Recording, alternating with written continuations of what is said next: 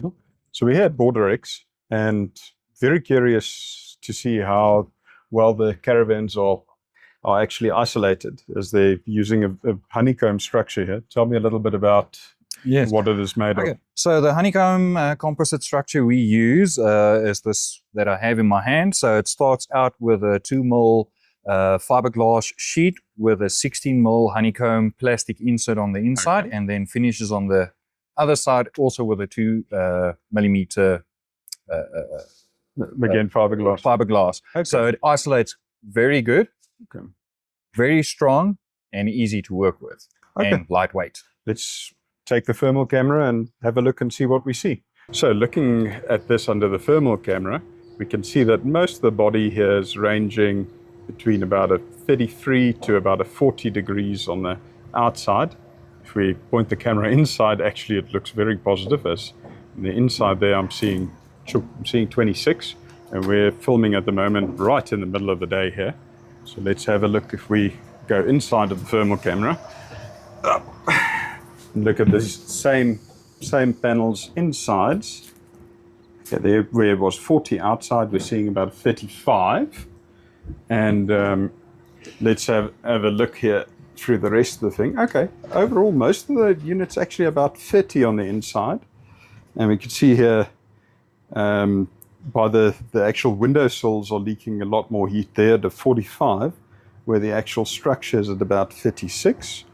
Okay, this aircon is cold, but it's not on at the moment. It's just on the inside of the insulation. And here on the inside of this insulation panel, we're actually at 32, where it was at about 40 outside. If we look at the canvas section, at the moment we're seeing low 30s, but here closer to the roof, we're seeing at about 40 on the inside. Let me just see where exactly we're looking here. So we're looking at just the inside of the insulation part of the roof, and the actual top of the roof is at about 42. It would be interesting to see where most of the thermals leaking. You can definitely see at the edges here we're leaking more thermally than the body, which makes sense because you don't have that insulation there. There's some metal parts, and then the roof. Curious to see if we can actually see what the top of the roof is, because the roof seems to be between 40 and 42. I don't know if we're going to be able to see the top of the roof here. No, unfortunately not. You can't see what the temperature is from the top of the roof there. Here we're doing a test of the BorderX's 12 volt 7000 BTU aircon. You can see on the hot side it's on there. We're filming in the middle of the day. This front nose cone on the outside is about 35 degrees. The side panels ranging from 37, and I saw about 40 earlier, but it might be because the sun's just dipped out. But you can see these hot spots here in the low 40s.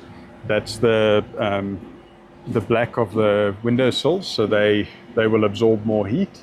And if we look there where the pop-up tent pops out, is at about 40 degrees. Here we're looking at another one with solar panels mounted on the roof. You can see the side rail here of the panels, and it's actually in the shade side where you see about 55 degrees. The top is actually fairly reflective, so you don't get an easy measurement with the thermal camera. So this one, most of the roof is covered by two very large solar panels, so we're very curious to see what effect that has inside, and it's actually got a bit of an air gap in between here as well. All right, let's have a look inside. This one's been kept closed. We're curious to see what the difference will be on the roof. Oh wow, yeah, this one, the roof really doesn't look bad. There's hot spots, but that's from an electrical light. At 41 versus we saw 55 on the roof, so this looks like the solar panels actually add quite a bit of insulation. You can see right at the edge there we're again getting 48, almost 49 coming in from outside, and here through the canvas, which has been baking in the sun.